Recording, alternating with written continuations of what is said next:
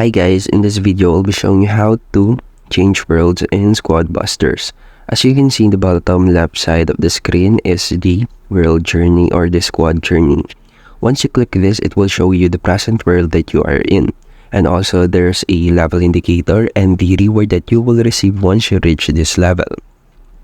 The same thing or idea applies when you reach a certain level and the change of world. Once you reach level 15, for example is this desert world. Once you reach level 15, you will now have an access to the desert world.